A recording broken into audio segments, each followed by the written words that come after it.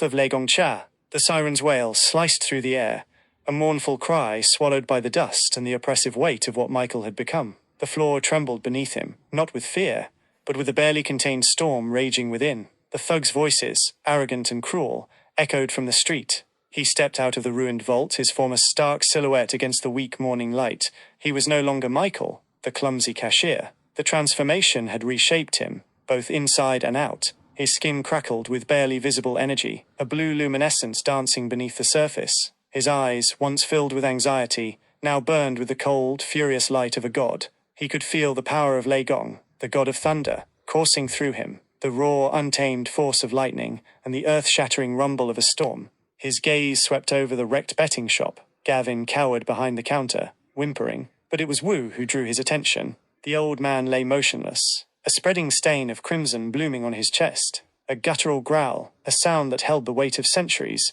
rumbled in Leigong Cha's throat. The tea had given him power, but it had also shown him the cost of weakness. The first thug, a hulking brute, swaggered through the shattered doorway, baseball bat raised. "What the hell?" he began, his bravado dissolving as he took in the scene. Leigong Cha moved, not with speed, but with the terrifying swiftness of lightning itself. The thug barely registered the blur before a clawed hand, crackling with electric energy, closed around his throat. The air filled with the scent of ozone as a jolt. A miniature thunderbolt ripped through the thug's body. His eyes widened in shock, then glazed over as his heart seized. He crumpled to the floor, a smoking husk. The remaining thugs, their bravado shattered, charged with knives. They were met not by a man, but by a force of nature. Leigong Cha moved like the storm, a whirlwind of blue energy and lethal grace. He wielded no weapons, for he was the weapon. One thug found himself lifted off his feet, suspended in the air by an invisible force. Leigong Cha's eyes narrowed, and a sound like a crack of thunder ripped through the room. The thug's body convulsed as a surge of pure sonic energy shattered his eardrums, then his skull. He dropped to the floor, a broken puppet. Another lunged with a knife, only to find his arm seized in a clawed grip. A searing heat, hotter than any flame, engulfed his flesh, charring bone and sinew in an instant. His scream was cut short as his body turned to ash. The last two, paralyzed by terror, tried to flee. Leigong Cha extended a hand, and twin bolts of lightning, arcing from his fingertips, struck them down. Their bodies, briefly illuminated by the blinding flash, were left twitching and smoking. Silence descended, broken only by the crackling of residual energy. The air hung heavy, with the smell of burnt flesh and ozone. Leigong Cha stood amidst the carnage, his blue skin pulsing with power, his eyes burning with a terrible light. He looked at his hands, the instruments of such brutal force, and a flicker of something akin to horror crossed his face. This power, it was terrifying, uncontrollable. The approaching sirens screamed closer. He couldn't stay. He knelt beside Wu, his expression softening. "I swear," he whispered, his voice a low, resonant rumble. "They will not be forgotten." Then, with a speed that defied human comprehension, he vanished into the London night, leaving behind a scene of carnage that would forever be etched in the minds of those who saw it. Leigong Cha had arrived, and the city would never be the same. Leigong Cha vanished into the London night, a silhouette against the still dark sky. The sirens faded behind him, swallowed by the roar of blood in his ears, a tempest born of rage, and the electric surge of power. He didn't run. He flew, a streak of blue energy tearing through the urban labyrinth. The concrete canyons of London became a blur beneath him, as his eyes, no longer those of Micheal Russell, scanned the sprawling city. Vengeance, that was the singular, burning thought that propelled him. Below, the familiar pulse of London's underbelly throbbed. Down a narrow, rubbish-strewn alley, a scene unfolded that made the rage within him ignite anew. 3 hulking figures, shadows against a grimy brick wall, had cornered an elderly gentleman, his frail hands already fumbling for his wallet. The sight snapped Leigong Cha's last thread of restraint. This was it. This was why the tea had chosen him. He descended like a bolt from the heavens, a sudden, blinding flash of blue. The air crackled, the ground vibrating as he landed. The 3 thugs froze, their predatory grins dissolving into wide-eyed terror. The first, a hulking brute with a cheap hoodie, lunged, a rusty knife glinting. Leigong Cha met him not with a block, but with an outstretched palm that pulsed with concentrated lightning. The thug's eyes bulged, a silent scream trapped in his throat as the raw, unadulterated power of a celestial current ripped through his nervous system. His muscles convulsed, his skin instantly scorched, and his body spasmed violently, a puppet controlled by the very electricity of the storm. Before he collapsed, his eyes wide and lifeless, a faint smell of ozone and burnt flesh clinging to the air. The second thug, a gaunt, tattooed figure, backed away, his face a mask of disbelief and dawning horror. He stammered, trying to find words, but Leigong Cha was already upon him. This time, there was no lightning, but something far more insidious. As Leigong Cha closed the distance, the air around the thug suddenly superheated, then instantly cooled to a sub-zero vacuum. The man's body spasmed, every cell either exploding or freezing, in a fraction of a second. His skin bubbled, and then shattered like glass, his form collapsing into a grotesque pile of frozen, fragmented organs, a chilling testament to the unfathomable power of atmospheric manipulation at Leigong Cha's command.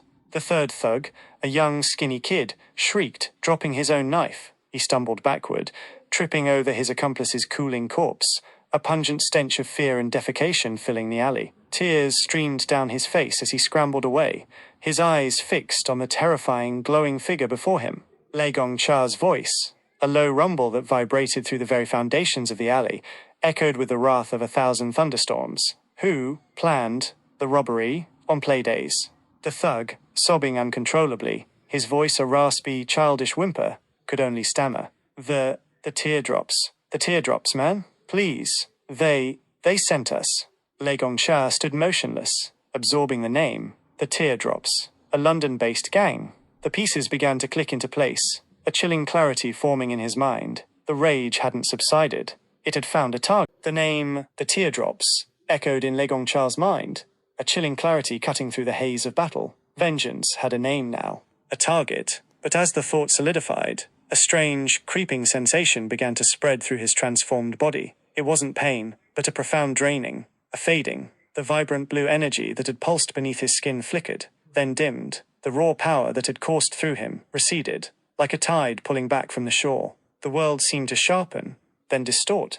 The ethereal glow around him vanished. The towering, muscular frame that had defied physical limits softened, shrinking. The sleek ninja suit shimmered, then dissolved, replaced by the familiar coffee-stained shirt and backwards trousers of Michael Russell. The overwhelming anger that had fueled his every strike drained away, replaced by a cold, sickening horror. Michael stood there, trembling, in the reeking alley, his heart hammered against his ribs, a frantic drumbeat against the silence. The bodies of the thugs lay grotesque and broken around him, their fates a chilling testament to the power he had just wielded. Their charred skin, the shattered fragments of bone, the icy, distorted forms, each gruesome detail played on a loop in his mind. What the fuck happened? What have I done? He dropped to his knees, the stench of fear and death overwhelming him, and hot, uncontrollable tears streamed down his face. His own hands, still faintly tingling, felt alien, monstrous. He sobbed, the sheer weight of the violence crushing him. The raw,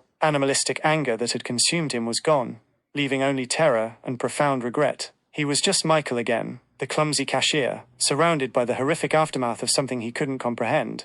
But then, amidst the despair, a flicker of something new ignited. Whoa! His lifeless face flashed in Michael's mind. The thugs at Playdays, the humiliation, the danger. He remembered the feeling of power, the undeniable justice of it. He remembered Wu's faint, dying whisper. Drink the tea. A desperate need, a nascent understanding, began to bloom. This wasn't just about rage. It was about responsibility. He needed to be Leigong Cha again. The city needed Leigong Cha. His gaze fell to his empty hand. The golden tin, the flask, they were gone, left behind, in the wreckage of Playday's betting shop. A cold dread seeped into him, swiftly followed by a surge of renewed urgency. He had to go back, now. He scrambled to his feet, his limbs feeling heavy and uncoordinated after the surge of power. The stench of the alley was unbearable. He stumbled out onto the main street, the early morning bustle of London still disorientingly normal. He had no money for a taxi, no time for a bus. His bicycle, with its stolen seat, was back at the Chinatown shop. He needed the underground. He plunged into the nearest station, the familiar roar of trains a chaotic symphony. His mind, still reeling, barely registered the incredulous looks as he approached the turnstiles. Without a second thought, driven by a primal need for the tea, he vaulted over them, a clumsy but determined leap that sent a jolt of pain through his shins. He raced down the escalator, ignoring the shouts, jumping onto the first train that arrived. Each stop was an agonizing crawl through the underground labyrinth. He squeezed through crowds, dodging bewildered commuters, his heart pounding a desperate rhythm against the frantic pace of the city. He could almost taste the potent, sizzling liquid, feel the surge of power returning. He needed that tin. He needed Leigong Cha. He needed to make things right. Finally, emerging from the humid depths of the underground into the familiar chaos of Chinatown, Micheal burst onto the street. The Playday shop stood before him, its shattered door a gaping wound, waiting.